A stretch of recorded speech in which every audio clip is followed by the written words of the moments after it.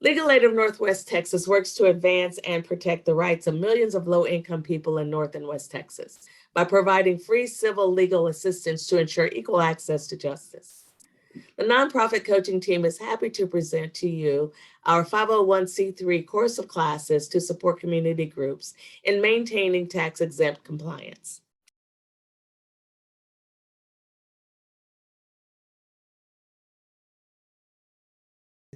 The purpose of our getting together today is to discuss things that at minimum an organization should be aware of and actively working to improve for the length, for the duration of the nonprofit. These are, fiduciary duty. We're going to be talking about officers and directors, and we're going to be talking about an executive committee. And so what all these parts are. We're going to ask Nancy to give us the first session, talk to us a little bit about fiduciary duty. Then we're going to ask a question of one of you. Rose Brazil has volunteered to give us a story that is ongoing, and I think it's worth your time listening to it because it'll encourage you and hopefully give you great ideas for this kind of work. So Nancy, this is your session, if you will take it over. I have it open here on the side so I can just kind of walk folks through it. Really, the thing to think about for fiduciary duty is you have three main obligations as an officer or member of the board of directors of a charitable organization, right? And these three kind of duties, in summary, are the duty of care, the duty of loyalty, and the duty of obedience. And this is basically saying that when you're a board member or officer, board member of an organization, you're going to put the interests of the charitable organization first when dealing with the business of the charitable organization. And you're going to avoid practices that would suggest self-dealing, right? Or putting your personal interest first. So let's just kind of walk through this. I think folks can see it here. The duty of care: board members actively participate in governance and oversight of the organization's activities. So your nonprofit organization has a set of bylaws, right? Which are basically like the operating instructions for your organization. And as you have board meetings and discuss the business of your organization, you're using care to make decisions in accordance with your bylaws and in accordance with fulfilling the mission of your organization. So you're taking care to put the needs and priorities of the organization first by preparing for the meetings, reviewing the agendas ahead of time, conducting decisions, conducting votes as needed, and recording those activities in your minutes, for example. You're also taking a duty of care by making sure your federal and state filing requirements are being met, and making sure that things are done in a timely fashion, right? Or correcting things when they need to be corrected. Duty of loyalty. This is a big one here. Duty of loyalty: board member acts in the best interest of the organization at all times. This duty of loyalty, if you kind of give an example to contrast it, something that would kind of breach your fiduciary duty of loyalty is something that would lead to self-dealing, right? So let's say you're a board member of an organization that has and you as a board member sell a property to the organization, right?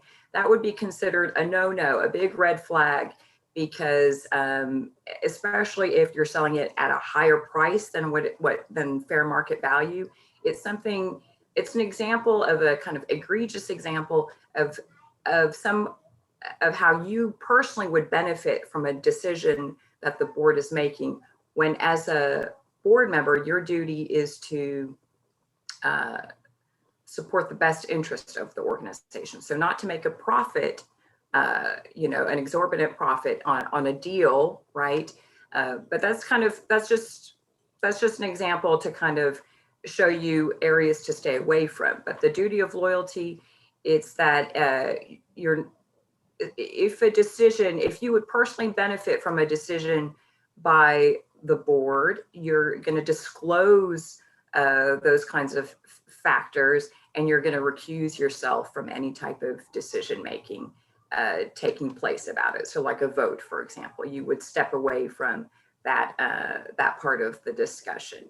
The duty of loyalty here is, again, you're putting the interests of your charitable organization first rather than your personal interests, your personal benefits. Duty of obedience, board members should ensure that the organization carries out its purpose and does not engage in unauthorized activities. So again, this is something that, if you think about it, you're a charitable organization, right? You have federal tax exempt status as a way to allow you to fulfill the charitable kind of community type mission that your organization has set out to do. And by adhering to your bylaws, having your kind of nonprofit operations and management adhere to your bylaws, you're able to push forward with your organization's strategic planning and programs and goals. And so that's this here kind of describes your main activities as board members. So fundraising and development is, of course, a key one in terms of having long-term sustainability, strategic planning and performance evaluation. A board is going to have, is kind of the brain trust of the organization and is really prioritizing the programs and activities and services that your organization is going to conduct based on the size of your organization, right? And the trajectory, the 1, 2, 3 year 5-year plan that you might have. Fiscal oversight, you're keeping business records, you're filing your federal IRS 990 every year, you're sending in-kind receipts to donors as a way to track all of your fiscal expenses, your revenue and expenses. That's of course going to be a key one that Eleazar is going to talk about here when we shift to officers. Selection and support of executive leadership. A board is going to have a key role in deciding what kind of staff to bring on, how much, what kind of reasonable compensation package to offer to an executive director, and kind of getting the team in place to fulfill the organization's goals. Board development, a key factor here, you might start out with a 3-person or a 5-person board, but you might have a plan of growing the board, reaching out to other like-minded people who might have a different skill set, who might have different resources, who might have a fundraising focus. You're looking at developing your team and especially identifying new types of team members that can help you elevate your profile or your programs or kind of partnerships and so on. So that's a good one for, these are all kind of key areas that a board is going to focus on and prioritize with time. Very well, Nancy. I think this would be a good place to pause. We're going to enter into the next session, which is going to be officers and directors.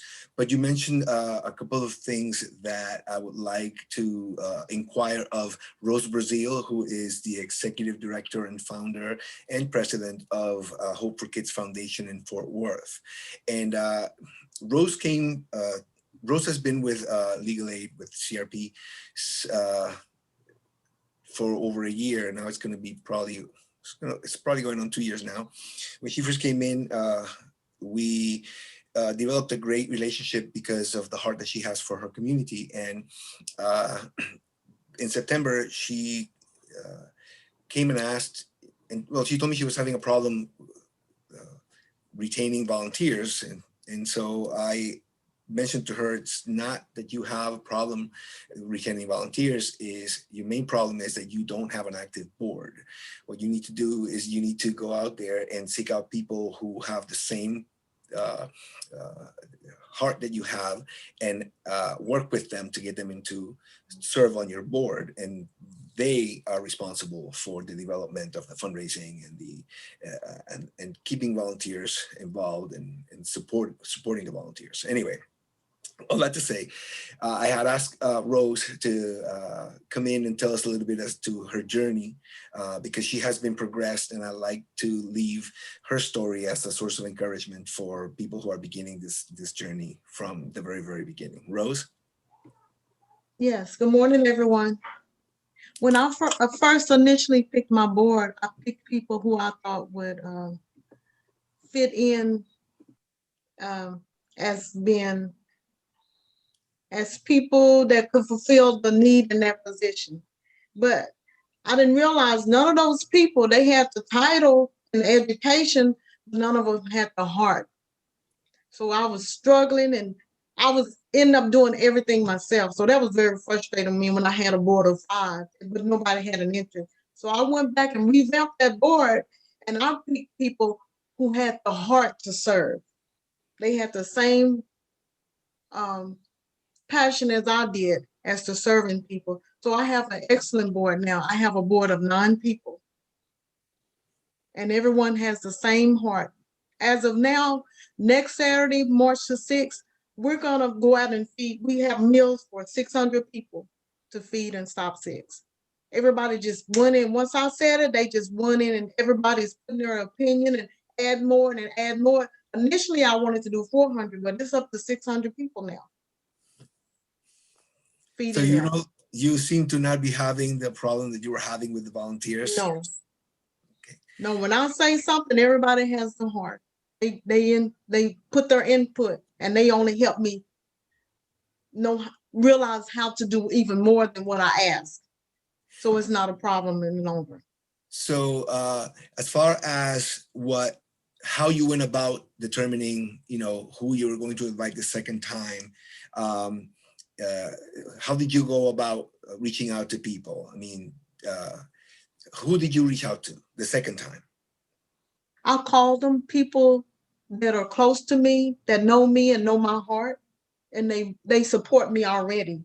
So I asked them to be on the board, and they was waiting for me to ask. They was waiting. I wonder why you didn't ask me. I didn't think about it. The closest people to me that know me and know my heart, they already support me. The people that already, I'm sorry, Rose, the people that already have seen for the years that you've been serving the community, yes, they just your friends, the people that my are friends. friends that I did volunteer work with already, maybe in church or different. They have nonprofits, and I help them to accomplish their goals in their nonprofits. So they knew my heart. Excellent. All right. So we're going to go into, thank you, Rose. We're going to come back to your story. I did want to,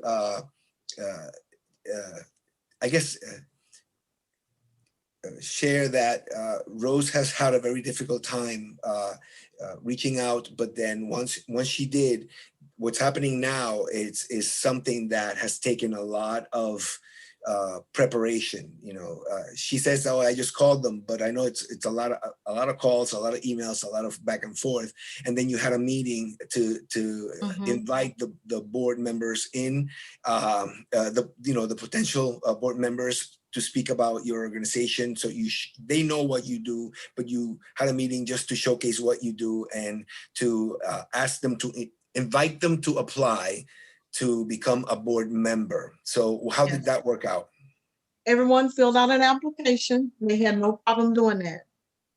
So everyone filled out an application, and just last week I sent them an acceptance letter, an honorable letter to each one of my board members, and I put it in a tube. I took the letter and I folded it up, and I did it the old style. I got a wax, and I waxed the paper together, and I had a stamp that I put on there.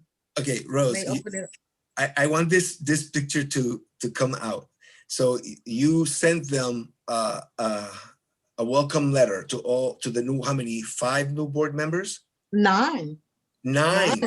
I have 9. Yeah. Okay, so you put the letter in a tube. Explain that, because somebody who might not have been listening maybe missed it. You put a letter in a tube. What's wrong with that picture? I wanted it to be extra special to them. I So- want them to know their worth to me. So, just how did you, just describe the letter that you sent them, I guess that's a better way to ask. I got a certain type of paper, and I had a wax, and I melted the wax in between the paper so it would seal it, and I had a stamp that I put on it. You know, So you sealed a I scroll, sealed it. a scroll with wax, Mm-hmm. and that's where the tube comes in. And that's where the tube comes in. And I took them to the post office and I mailed it to 9 people. So each one of them should be receiving those in the mail this week. And I also kept one that I'm gonna send them that they can put it in a frame if they want to. I'm And it sorry, says- you cut off a little. The last thing you said was what? I also have one that I'm gonna send with as a packet in their packet. When I finish, I'm gonna send them a packet with everything. And I have a letter that they can also put in a frame if they want to. Okay, wonderful. So you made it special. You made the onboarding Yeah. special. Yes. Okay, I want to hear what happens when the first person calls you and says, what were you thinking? This is wonderful or whatever. That's really a nice way to honor the people, let them know, I am honoring you because of the position that you hold as an officer. And so I think that elevates the expectation on the entire group. So I'm And very each- excited. And each letter says, it starts off as Honorable Director Campbell, that's his name. It says, we are happy to extend a heartfelt welcome. And it goes on and it's a whole letter. And at the end, it's thanking them again for their service. Wonderful. That's wonderful. Thank you for sharing that, Rose. You're Okay. welcome. Nancy had a technical difficulty. She's coming back on. This session is going on discussing the officers and the directors, and I'm going to ask our very own Sam Prince to talk about this segment. So board members have several duties to the nonprofit that they're obligated to carry out. They have legal and fiduciary duties, which we've just discussed. They hire and set compensation for management and staff. They advance the mission of the organization, and that means that they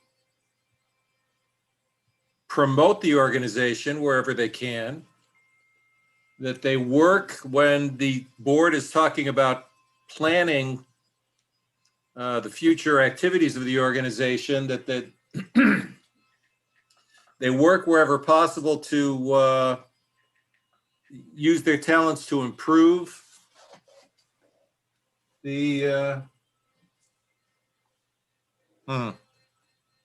that's better. They use their talents to improve whatever planning is going on within the organization.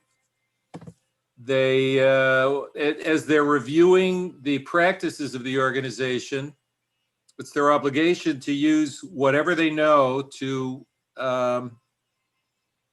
make sure that the best governance practices are there, and they observe what the organization is doing and contribute in the form of comments or criticism wherever necessary to maintain the best governance practice of the organization. And then in the community, they become active advocates for the organization and its mission. They work with other board members to develop the board so that it functions as effectively as possible. They serve on committees, and they not only actively contribute to the organization with their time and talents, but also funding, and they help the organization raise funds. Now, the amount that they personally contribute, whatever that contribution is is not as important as the fact that they make a contribution. So it's important to note that some board members may not have the capacity to give great deals of money, but they're still obligated to make a contribution of something, even if it's only $1. Board members review agendas and minutes to make certain that they're accurate and that they reflect the discussions of the board as they had taken place. And they plan for leadership within the organization so that throughout the organization's functioning, there will always be capable, qualified, talented leadership that will lead the organization into the future. Did I miss anything? No, you covered all of them. I appreciated the input on the time and talent and treasure that a board member should be bringing into the organization. And I do appreciate you specifying that it doesn't matter if it's $1, but the board members should be contributing from their treasure as best as they can, showing that they want this thing to succeed. A question for you, Sam, on the board development, I'm sorry, on the committees. What do you suppose is the top or the top committees that an organization that's starting should be looking into? I mean, we could just come up with a whole list, but if I'm just starting, you know, I have a board, the only way to get them moving is by putting them in a committee so that they can meet on their own and do whatever they're going to do and come up with some action. What would you say is that should be at the top of the committee list? Strategic planning, fundraising, board development, Okay. and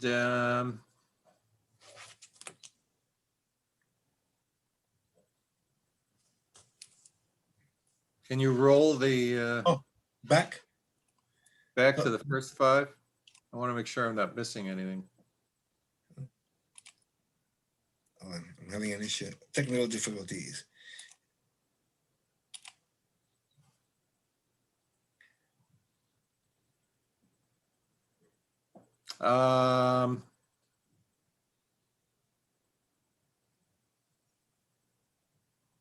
Governance, I guess.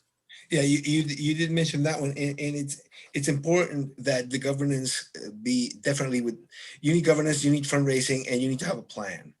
So I tend to agree with the way that you've organized those. Now, again, I always say the organization should start from where they are. You can't, of course, you cannot set up committees until you have a robust set of volunteers or board members. You can't get into that. So you should have a plan, at least 1, 2, 3, A, B, C, from where you are today to where you want to go.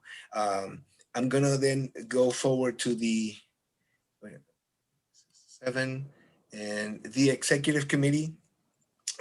Before I enter here, I wanted to ask, does anybody have any questions on any of the topics that we've discussed before? I meant to ask before, but I've been handling the technical part as well, so I am a little bit off. Does anybody have any questions on anything that we've discussed so far? Don't all speak at once. My name is Regine Green, and I am the Executive Director for Positive Reflection Ministries. And I do have a question for those that are. I'm sorry, I have a difficulty hearing Ms. Green.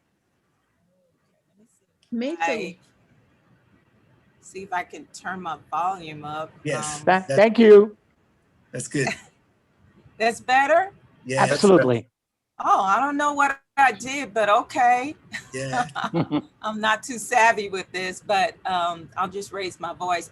I have a question, and I don't know if this is the platform to discuss it, but it's in reference to Ms. Rose's situation where she obtained a new board, but how do you dismiss your other board? I mean, before you get a new board. So that would be a topic of interest that for me is the process for that and the legalities around it.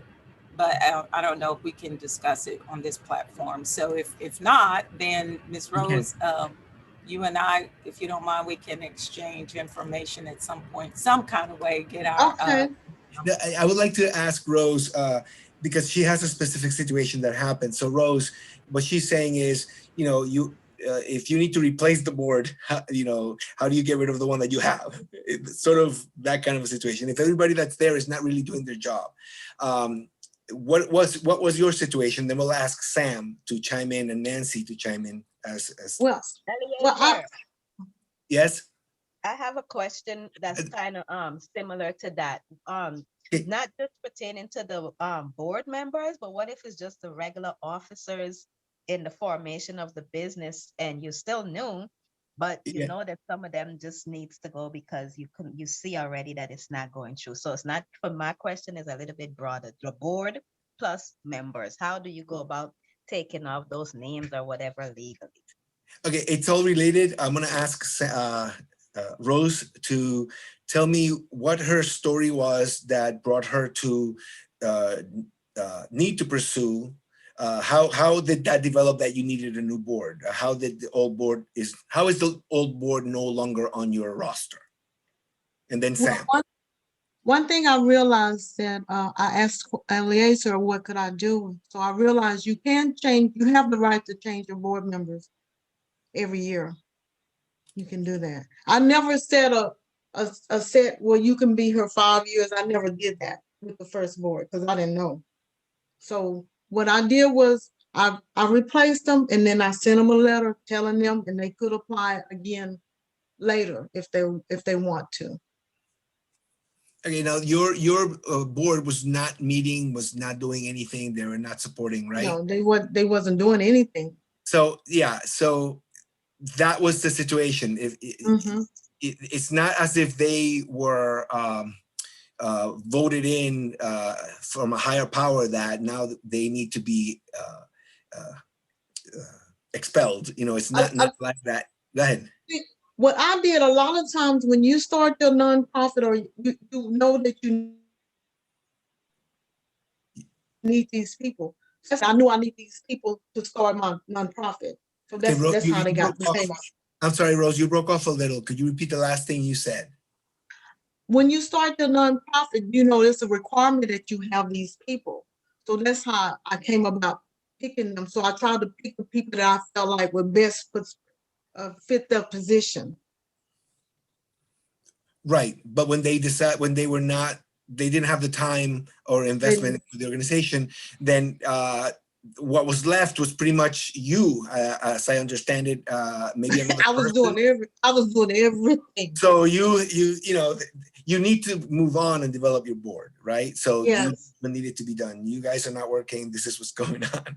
And since nobody complained about it, I mean, you have to understand the initial board is a board of directors that will shift greatly from the very beginning until whenever. Sam, I'm sorry, I just hugging all the limelight. Do you have any input on maybe a more difficult situation where now you have a board of directors that the bylaws do say you have the ability to stay on for 2 years, and after 2 years you could maybe be invited to stay another 2 years, but then you have to step off. So kind of if it's a historical kind of a thing where you already are a board member for a long time, and then maybe there's a person that doesn't fit well. How do you go about moving that person out, if at all? If this is sort of like on the regime Is that how you pronounce your name, Regine? More on her question. Is that more like if there's a person there that shouldn't be there, how can we legally, under the regulations, go ahead and get them moved?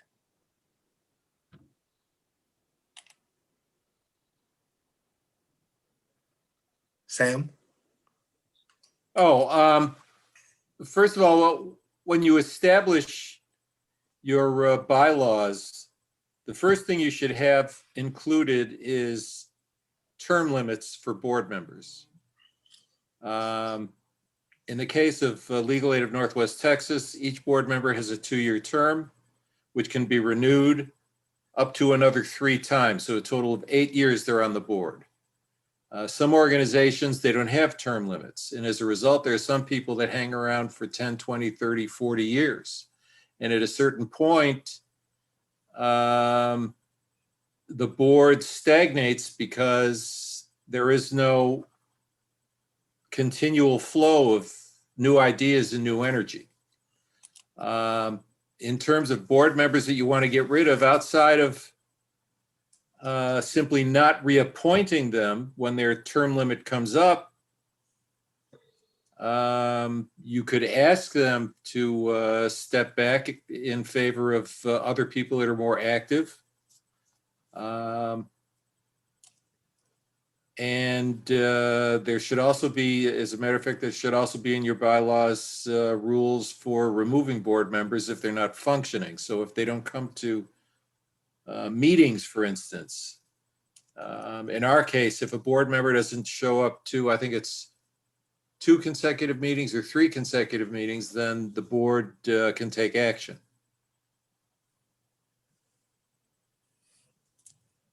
Very good. I have a question just to kind of piggyback off of Ms. Green's question and in response to your response, Sam. So for instance, if that's the case, if you were to go through, say, removing the board, is that something that the board would need to vote on? Or if you as the founder of the organization decided to remove the board and you didn't do so at the time that like board renewal time came up, are there any type of legalities or backlash that you could face as a founder, as a nonprofit organization?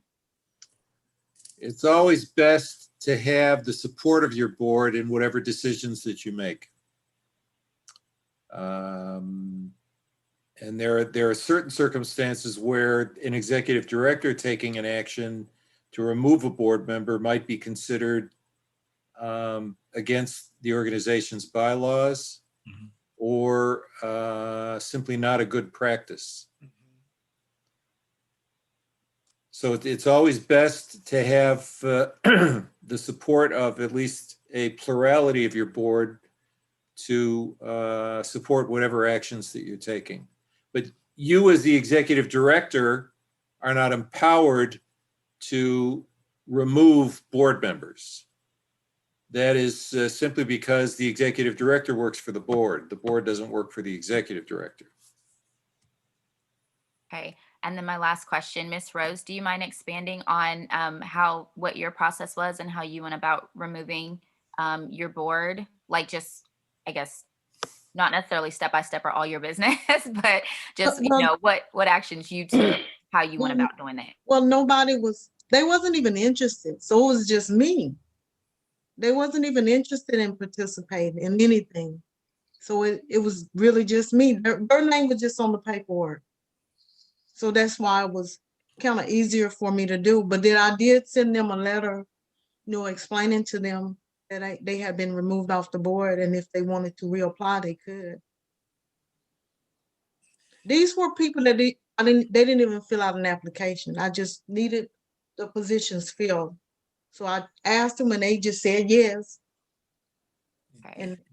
And that's how it happened. So So you sent them a letter just saying, hey, you've been removed, bye-bye. no, not so abruptly. Well, no, not like that, but those are my words. Yeah. But they know, they know. Yeah, They wasn't even interested. yeah. So I had no choice. Rose, I just want to make sure that I interlace your response and Tiffany's question with Dion Primo's question on the how do you remove the incorporators? I think that was the phrase that she used. Again, the incorporators, it could just be one in the state of Texas, is a person that says, I am putting my name down, my signature is here, stating that we are setting this organization for this purpose. That's the whole purpose of the incorporator. The incorporator is not necessarily held to any other account other than to say, yeah, this is a bona fide organization. I'm signing on the dotted line, that, well, on the straight line, that this is what we are incorporating. After that, the incorporator does not have to be a part of the board. Usually the president, founding executive director is, the incorporator. But anybody that lends their name to incorporate, that's not an office position within the organization. That's just for that moment. Just the same way as when you get an EIN, an employer identification number from the IRS, the president that is signing on for the name to receive the number just states that they are making this application for the purposes as stated. After that, that person is not responsible for whatever happens to that number, unless they're trading in EIN numbers or whatever. I guess going forward, the initial board of directors is people who say, yeah, I'll be a treasurer, I'll be a secretary. And it's understandable. And Rose knew this from the very beginning. I mentioned to her, the initial board will change, will shift, will become something different in time. So she was aware that it wasn't going to stay forever, but the people that came on only supported her in that moment and did not become an active board like she is beginning to develop now. Did you want to add anything to that, Rose? No. Okay. Anybody else has any other questions? And thank you again for asking all the questions. It's a wonderful. Thank you, guys. Yeah. Good morning. My name is Nikita Archie. I have a couple more questions, one or two questions about, and I'll be quick, about money, actually. I first want to thank everyone for their time this morning. I'm really enjoying the information thus far. And I wish those of us who are starting up the nonprofit and getting into this space the best of luck. Thank you. My question relates to the personal contribution. I want to ask first, I just want to confirm that it's tax deductible as a charitable write-off. And then two, do you contract that or put something in writing separate and apart from your bylaws just for legality purposes if you ask your members to make that contribution? If the organization is recognized by the IRS as a 501c3 organization, then the gift is tax deductible.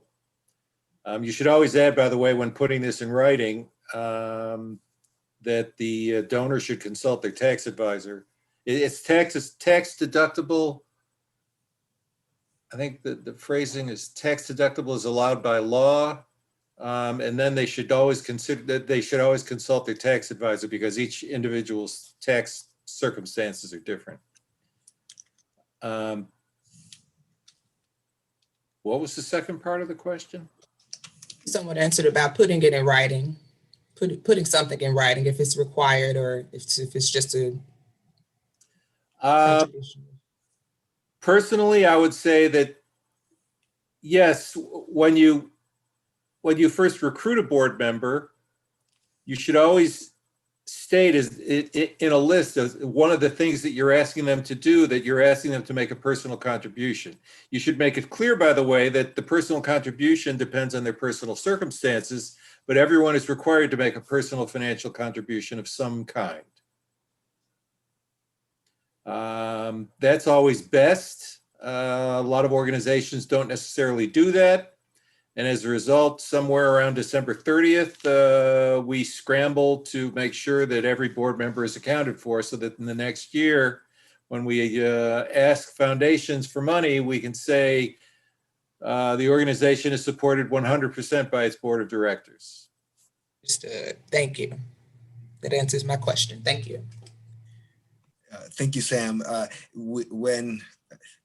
when the world was new and I was working for the nonprofit back in Pennsylvania, we used to use the fact that the board members were vested in the organization as a plus in our grant writing. We had board members who, were well off and they signed off shares. It was just crazy kind of stuff like that. So I've seen it. I've seen how it works, and it should be something that a board member should be developed if they don't have the experience, right? So these meetings will help you to understand at least how it should look. Our next meeting is going to be on the 4th Saturday of next month. And it's going to be dealing with that kind of board development. How do you develop your board? And then the last session is going to be how do you manage it? Because you don't tell the board what to do, but you tell them what to do. You bring them in, this is what we're doing. And so, they're going to help you. So it's a back and forth. The question is, can the board's contribution be in kind? Yes, they can. It has value. You make the contribution. I would definitely take anything that a board member will give to the organization and say, hey, we have this asset now because it was given to us, or even it could be even time service. So, all right, I want to thank everybody. We'll hold off any last questions till this brief segment, which I will take on. The executive committee is basically, hold on a second. The executive committee is basically the president, the treasurer, and the secretary. So an executive committee includes the board's officers. If you have a vice president, you can have him there. So the reason why you want to have these individuals on a committee, and it's called the executive committee, is because they're the executives, but also it allows for the organization to have more focused meetings. The executive committee's purpose is to set up the agenda so that the meetings don't get bogged down. As you can see here, the board of directors has the fundamental responsibility of providing oversight for the fulfillment of its mission to the benefit of the community, which is what Sam was speaking about before on the core duties. The board sets the direction for the agency, provides financial oversight, establishes policy, and supports the agency's generation of adequate resources to carry out its mission. So the board meetings, we're going to get into, the things that you bring into the board meeting to have a proper meeting. But the board meeting should be all about keeping the momentum, keeping the focus and the growth of the organization. And you do this governing by the bylaws, which basically tells you everything that you need to know as to how the organization is going to vote, what quorum is, when the meetings are, how they're supposed to be run, all these little bits of detail. The more the board of directors understands and is familiar with the bylaws, the better meetings the organization will have. If you have people who have never read the bylaws for the organization, they may come in and try to make a motion for something that's clearly not there. You can't do that because XYZ. The stronger the higher the awareness of the executive director of what the bylaws contain, the better able they are to make sure that the meeting is not steered away from whatever purpose. Okay. The executive committee's role and responsibilities. So again, the executive committee is like the top tier of the board membership. The board of directors of a nonprofit is basically, you have the executive committee and then everybody else is a director. It could be a director like Sam, director of development. It could be a director of, an audit, the audit committee, something like that. So you have all of these different committees, and people from the board of directors that are filling them in. The executive committee is the top committee of the organization. Its purpose is, again, to focus and nurture and move the organization and the membership towards the outcome, the mission, whatever it is that they decided that they're going to do. And every time that they meet, it's all about the purpose. We're not going to be talking about something that's happening in another state when we're having a board meeting, when we have business to discuss that we have to vote on. You focus on the point. I mean, it could be a good story that we want to talk about, but when you are on a board of directors meeting to have business, then it's a serious matter. You know, you need to understand where are the numbers. You need to understand why we're doing this kind of thing. So Eliezer, if I could interrupt for a minute. Always. I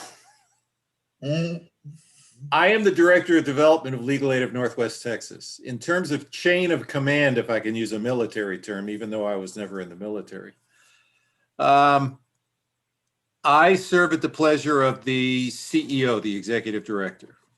The Executive Director serves at the pleasure of the board. Members of the Board of Directors are directors of Legal Aid of Northwest Texas, but they're not a director as I am. I direct a small function within the organization. Members of the board serve as the overall body governing the organization. So there is a slight difference in terms of title.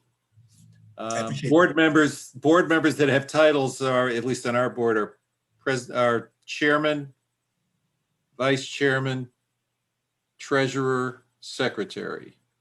And then there are 2 or 3 other members of the executive committee that make up the executive committee. The executive committee functions when the board is not in session. So the board meets 4 times a year. In the interim, if there's anything that needs to take place, for instance, if we're applying for a grant and we need a resolution of the board, then the executive committee will meet. They will consider supporting the particular grant application. If they do, then they'll approve the board resolution, which will be submitted with the grant application. And then when the board meets, one of the first things that they do is approve the actions of the executive committee before the board met again. That's just the way our board functions. Thank you, Sam. And I appreciate. Can I have a quick question? So he said it's a chairman, a vice chairman, and what else? We have a chairman, a vice chairman, a treasurer, and a secretary. And then we Thank have a you. couple of other members that are on the executive committee. Thank you. So that when the executive committee meets, it is in effect representative of the overall board. That's one of the purposes of the executive committee.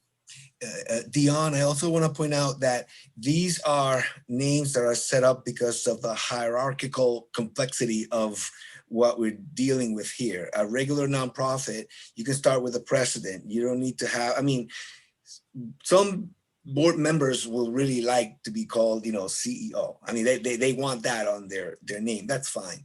But the important thing is not the title itself, but understand what the function is. Yes. Okay, so I just wanted, and by the way, Sam, thank you for making that clarification, because I had been bouncing back and forth because, your directorship title just, it just put me in awe.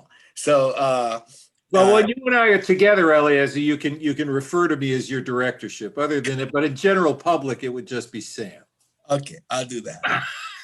I'll do that. All right. So, Sam, also, just to close this up real quick and go into any questions you might have, the advantages of having an executive committee is that you're able to, as I mentioned before, better direct the meetings when they happen. As Sam said, our board of directors meets 4 times a year, and then the executive committee will meet whenever they need to take care of whatever business while in between those meetings. The advantages is because you could do that and move the business of the organization along faster. There's less, tugging about minutia when the executive committee brings business to the board. And of course, bylaws, you need to know your bylaws. If you know your bylaws, you can actually help the organization by having meetings that make sense and that are all in order. That's all I'm gonna say. Rose, I know that initially how do I go about picking the right people, and why were you kind of like not moving forward because you wanted to get the right people? Okay. It took me a while to get my board together because I took my time. I took my time and I watched each of those individually very carefully, just to see where their heart was and what, the type of person that they were and what they really fit. So it took me a while with each of my people. I didn't just pick them. It took me a while. I know that you have different people that work in different places. Can you give us a little bit of the variety of the professions that are now making up your brand new board? Oh yeah. Hold on. Hold on, let me get my sheet. And if anybody else has a question after this, we will be closing. So please stand by to ask any other questions that you might have before we release you. Go ahead, Rose. I do have a vice president, and that's because I chose her to be my vice president because I've worked with her at my church, at Mega Care, which we serve other people. So I know that she's a person that will carry on the same things that I did. She has the heart. And I have a business owner, and I have two business owners. One is owner of People's Farmers Market. I have a young lady, she's an artist for 88 Lines. And my vice president is a paralegal, so she knows a lot of legal things. I have a real estate investor, which can help us with property. And I have a senior real estate loan officer. I have a retired educator. I have a police officer, and I have a director. One lady, she's a director of programs of mental health, which can help me with the mental health part and unifying families. Your police officer happens to be stationed where? In Stop Tex area, in my area. He's stationed in that area, so he's very familiar with the area. Which is always very good. It looks really good because you have somebody with boots on the ground that can tell you this is going on. So that's great. Congratulations, Rose. So he's able to tell us about the crime and everything in the area, what the dangers are or not. And whatever the organization sets up, him being there, your organization has a specific protection because there's somebody who can go in there and speak about this is going on in this segment. This group is trying to do this, and look what's going on. So it's always good. Thank you, Rose. I know we're gonna continue watching this baby grow, and I can't wait to see how your organization is going to continue to bless the community the way that you do. So you and everybody else, but thank you for sharing your story. Thank you. Does anybody else have a question before we close? I have two questions. Okay. Just kind of in going back to the board. So the first question I have, just in the initial formation of this board, you say, for instance, have, I guess, as you mentioned before, your president, your treasurer, your vice president, and secretary. I know that the president, the treasurer, and secretary are, the necessary positions in order to form that board. Is a vice president necessary? And then also, is it possible for, I guess, the founder or co-founders of the nonprofit to serve two positions within that board when you're in the initial kind of startup phase and the formation and everything, if that makes sense? So for instance, like, would your founder or co-founder would they be considered like the executive director or a vice president or whatever, and then also serve as secretary? I know that was a lot. Sorry. Sam, would you care to field that question?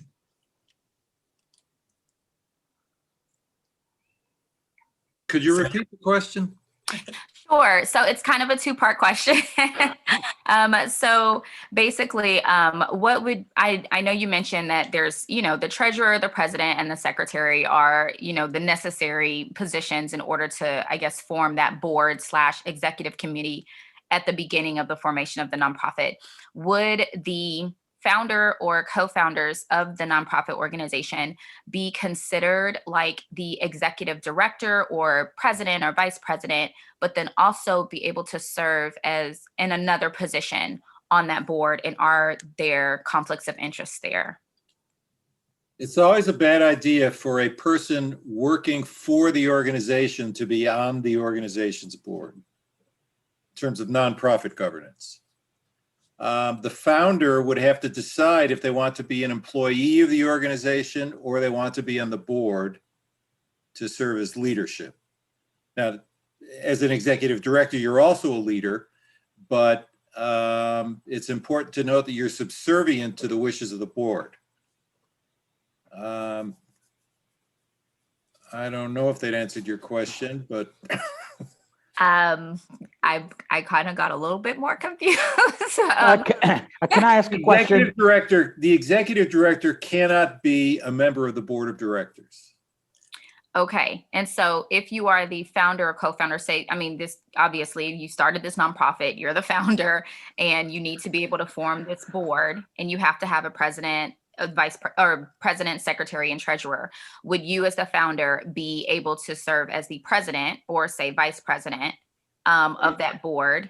The founder could serve as any of the officers that are stipulated in the organization's bylaws. That would be fine. And in fact, I've seen founders serve in two ways. One, I've seen founders serve as executive directors working for the board, and I've seen founders serve as chairman of the board or president of the board or just a member of the board, governing the activities of the executive director. Got it. So it works either way.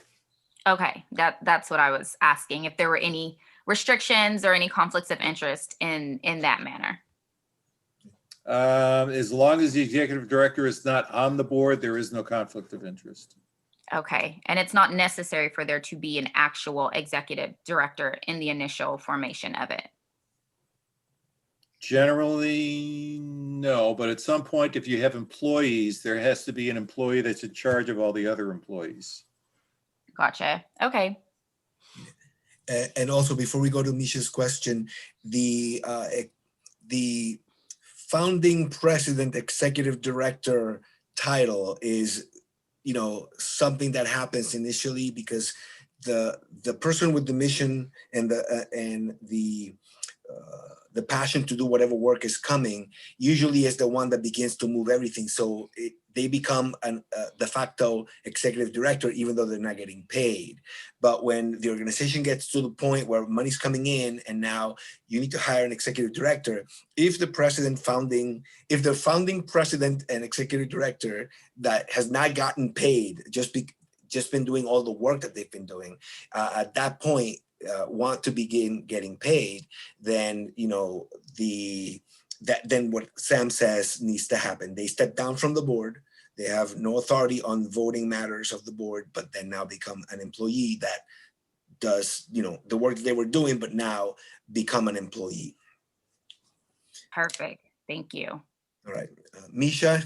No, I I was going to answer it. I was going to ask before Tiffany further took it to the next step, but no, Mr. Prince really answered everything for me. This is new to me because I've launched other publications and in Texas, but this is the first one that I'm launching as a nonprofit. So this is really a lot of little intricacies that I need to learn more about. Tiffany, thank you very much for pointing it out. I want to thank Rose. She came up with a very sensitive type of approach to writing up a governance and presenting it, because people don't understand that packaging is a great maneuver in getting attention. But thank you very much. This was really enlightening. I didn't think it was going to be that that open, but I really appreciate it. I've taken notes like maybe 3 pages. But thank you very much. It's been really illuminating to listen to everybody. Tiffany, I thought that was great on bringing up a subject matter that I have a co-founder that is like a Yale, Cornell, Harvard, MBA that can take care of my, the treasury, and at the same time being a founder, a co-founder. But then again, that's kind of a different pattern, but that's a situation that I'm going to be facing. Hopefully that'll be cleared up by Mr. Velez later on. But thank you very much. It's been great, and I hope and I look forward to our next meeting. Thank you, Misha. I wanted to, before I release everybody, we were expecting, we were not expecting Sam. So Sam, I apologize. I didn't put you on our roster. Sorry. Okay, I'll put you on for the next one, even though you won't be. How's that? That'll balance it out. And Rosetta wasn't able to make it. I wanted to thank everybody for being here. It's already past 11 o'clock, but it's been a very enjoyable moment, time, information, and just the energy that everybody's sharing. Continue doing what you're doing. The alternative would be to just hole up somewhere and just get depressed and die. So we need to go and help the world. And so the more prepared you are, the more you'll be able to accomplish. Thank you for being here. Have a great weekend.